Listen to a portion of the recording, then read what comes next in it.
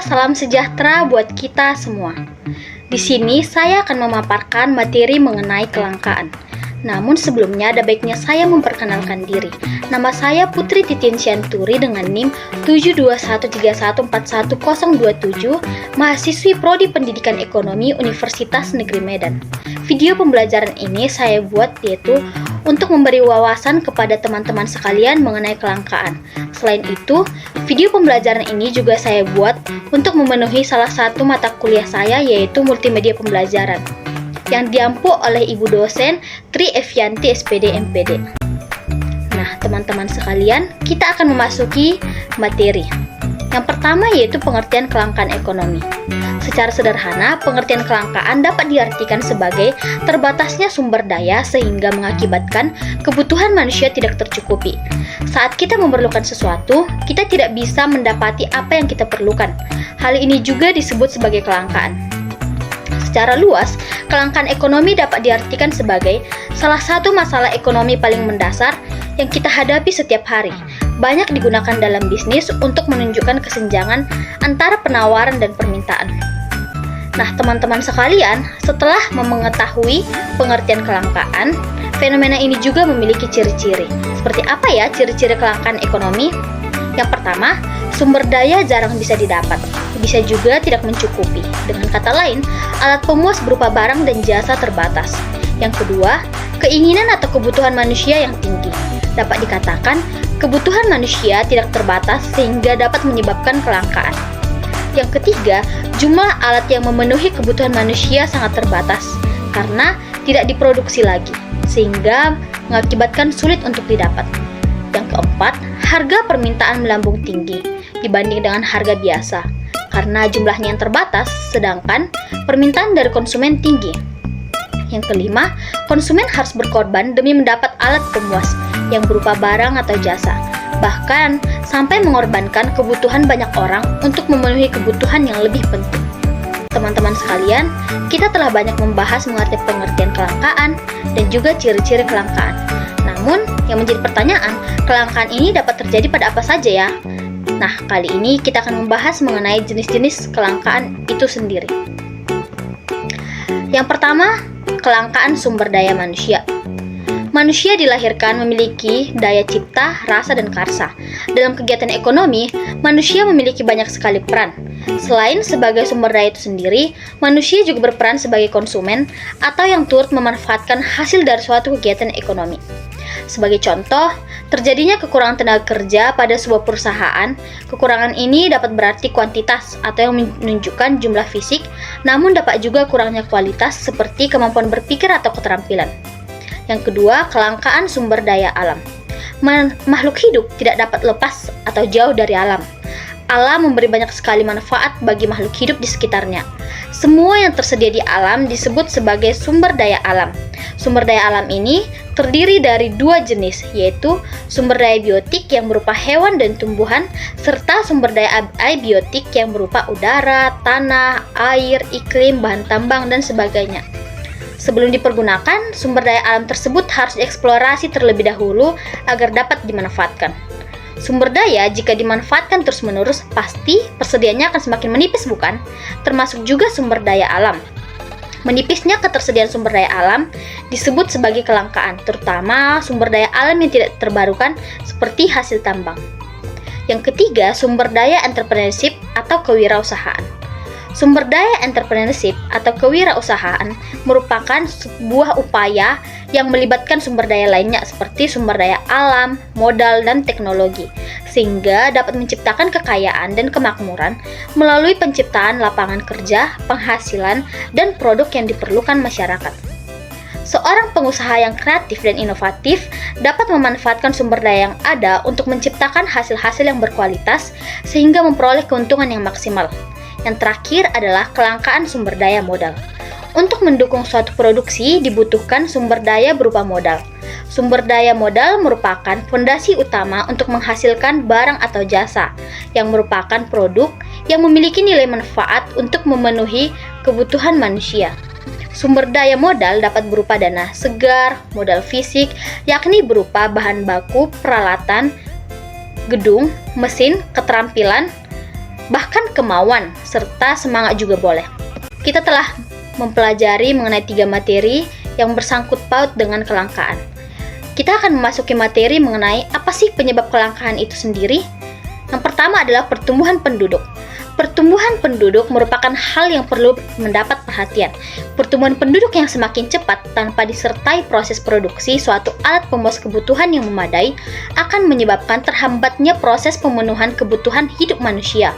Angka pertumbuhan penduduk yang tinggi akan mengakibatkan kebutuhan hidup manusia yang terpenuhi semakin tidak terkendali. Yang kedua, kemampuan produksi. Kemampuan produksi ditentukan oleh faktor produksi yang berupa tenaga kerja, modal, sumber daya alam, dan kewirausahaan. Faktor-faktor pendukung tersebut jumlahnya terbatas, sehingga otomatis akan berdampak pada terjadi atau tidaknya kelangkaan. Yang ketiga adalah perbedaan letak geografis. Kondisi alam di setiap belahan bumi ini tidaklah sama, kita sudah mengetahui semuanya. Setiap wilayah memiliki karakteristik masing-masing. Dari karakteristik ini akan melahirkan keberagaman sumber daya sesuai dengan potensi masing-masing wilayah. Persebaran kondisi geografis inilah yang menjadi penyebab dari kelangkaan sumber daya. Yang keempat, bencana alam. Bencana alam seperti banjir, gempa bumi, tanah longsor, gunung meletus, serta bencana alam yang lain merupakan salah satu faktor penyebab kelangkaan yang tidak dapat diprediksi oleh manusia. Bencana alam selalu menyisakan kerusakan bangunan, infrastruktur, sumber daya alam lain yang rusak, bahkan menimbulkan korban jiwa. Yang kelima adalah pandemi. Pandemi yang terjadi dalam 1 tahun di belahan bumi bisa menjadi penyebab kelangkaan. Yang terjadi yang tidak dapat diprediksi pula. Pembatasan sosial berskala besar mengakibatkan terhentinya proses produksi barang, penggunaan jasa juga terbatas, sumber daya manusia juga sangat terbatas karena banyak orang meninggal akibat pandemi ini. Jadi dapat dibayangkan bukan, pandemi menyebabkan kelangkaan besar-besaran di banyak sektor ekonomi. Kemudian teman-teman sekalian, kita akan memasuki materi mengenai dampak kelangkaan. Setiap kegiatan yang dilakukan oleh manusia pastinya memiliki dampak, bukan? Nah, begitu juga dengan kelangkaan. Kelangkaan membawa dampak pada pemenuhan kebutuhan manusia. Yuk kita simak mengenai apa saja dampak dari kelangkaan ini. Yang pertama yaitu kenaikan harga. Jika permintaan lebih besar dari ketersediaan sumber daya, maka harga akan melambung. Hal ini wajar terjadi, karena siapa cepat dia dapat, dan siapa berani bayar lebih tinggi, dia juga yang dapat. Sebagai contoh, sebelum pandemi datang, masker medis di pasaran itu awalnya kan harganya seharga 30.000 perak per boxnya, dengan isi 100 lembar masker di masa pandemi. Masyarakat wajib memakai masker ketika keluar ruangan. Karena setiap orang butuh masker, maka harga masker ini akan melambung, bahkan bisa mencapai 10 kali lipat atau bahkan bisa lebih tinggi dari hal tersebut. Yang kedua yaitu pengangguran meningkat. Kelangkaan alat pemuas kebutuhan menyebabkan perputaran roda ekonomi tidak berjalan dengan lancar. Nah, sehingga banyak hal yang tidak dapat terpenuhi, termasuk pula ketersediaan sumber pembiayaan untuk menggaji tenaga kerja. Bagaimana dapat menggaji seorang tenaga kerja jika sumber daya finansialnya saja tidak ada? Dengan kelangkaan jenis ini, sumber daya manusia produktif tidak memiliki pekerjaan. Yang ketiga yaitu kriminalitas meningkat.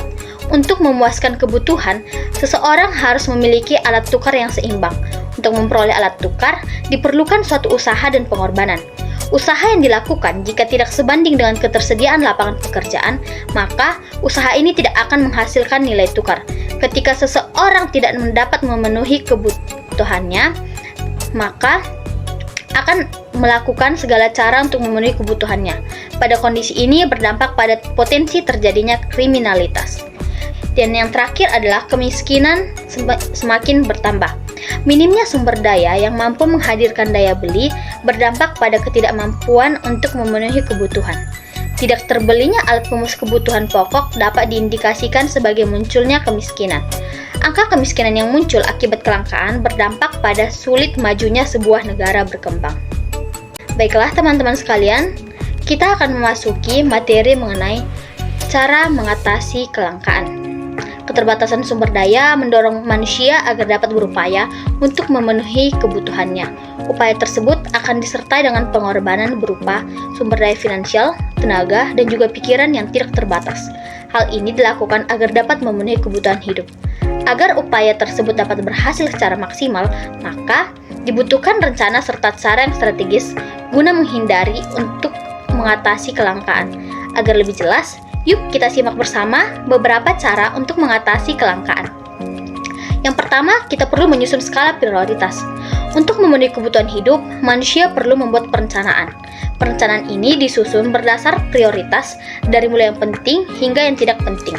Penyusunan skala perencanaan ini merupakan salah satu cara untuk mengatasi kelangkaan karena menggunakan alat pemuas kebutuhan berdasar sifat mendesak atau tidaknya alat pemuas ini harus dipenuhi.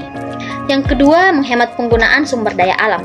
Meski hasil alam ini berlimpah, namun jika pemanfaatannya tidak dibatasi, maka lambat laun akan menipis dan kemudian habis. Manusia diharapkan bijak dalam memanfaatkan sumber daya alam ini, bukan mengeksploitasi secara berlebih. Kita perlu mengingat bahwa bumi dan seluruh kekayaan alam di dalamnya bukan warisan leluhur, melainkan merupakan pinjaman dari anak cucu cicit kita nanti. Yang ketiga adalah memelihara kelestarian alam. Setiap hari, ribuan pohon ditebang untuk memenuhi kebutuhan produksi kertas. Bukan hanya itu saja, kayu-kayu keras juga banyak ditebang. Kemudian, diekspor sebagai barang mentah. Penebangan hutan secara besar-besaran akan membuat yang menjadi habitat hidup pohon ini akan menjadi gundul dan gersang. Dampaknya adalah bencana alam seperti banjir, tanah longsor, dan kurangnya kandungan air dalam tanah. Maka diperlukan kesadaran manusia untuk melestarikan kekayaan sumber daya alam ini dengan menanami atau merebanjakan hutan kembali. Yang keempat adalah memanfaatkan sumber daya pengganti. Ada dua jenis sumber daya di alam ini, yaitu yang tidak dapat dibarukan dan yang dapat dibarukan. Nah, sementara kebutuhan manusia itu kan tidak terbatas, maka perlu sumber daya alternatif sebagai pengganti sumber daya ini. Contohnya, minyak bumi yang berasal dari pelapukan fosil binatang purba yang terkubur berjuta-juta tahun. Setelah bertahun-tahun dimanfaatkan, persediaannya kan akan menipis. Nah, demi memenuhi kebutuhan masyarakat atas ketersediaan minyak bumi sebagai sumber energi, maka dibuatlah sumber energi alternatif seperti biogas, biodiesel, dan lainnya sebagai pengganti minyak bumi. Contoh lainnya, melambungnya harga masker dan langkahnya masker di pasaran membuat orang menjadi kreatif dalam membuat masker sendiri yang dapat dipakai dan dicuci berulang kali. Yang kelima, meningkatkan kualitas sumber daya manusia. Kelangkaan sumber daya manusia yang berkualitas menyebabkan minimnya serapan bagi sumber daya manusia produktif. Hal ini berdampak pada meningkatnya angka pengangguran. Untuk merespon kondisi ini, perlu diselenggarakan pelatihan tenaga kerja agar kemampuan yang dimiliki oleh seseorang menjadi maksimal sehingga dapat meningkatkan kualitas diri. Yang terakhir adalah mengelola sumber daya modal tepat guna. Mengelola sumber daya modal berhubungan dengan kemampuan seseorang mengatur skala prioritas dalam pemenuhan kebutuhan. Ketika pengelolaan sumber daya modal berjalan beriringan dengan pengaturan skala prioritas, maka hal ini akan sangat membantu seseorang mengatur pengeluaran dengan baik dan benar. Bagi seorang wirausahaan, hal ini dapat mengefisienkan biaya operasional. Harapannya dengan modal yang seminimal mungkin bisa memperoleh keuntungan yang maksimal. Nah, inilah yang disebut dengan mengelola sumber daya modal tepat guna. Baiklah teman-teman sekalian, setelah kita mempelajari banyak materi mengenai kelangkaan, di sini saya akan memberikan contoh kelangkaan itu sendiri. Ya, gambar pertama yaitu kelangkaan minyak bahan bakar. Gambar yang kedua adalah kelangkaan gas. Yang ketiga adalah kelangkaan air bersih. Dan yang terakhir dapat kita lihat ini dapat kita simak sebagai kelangkaan modal manusia.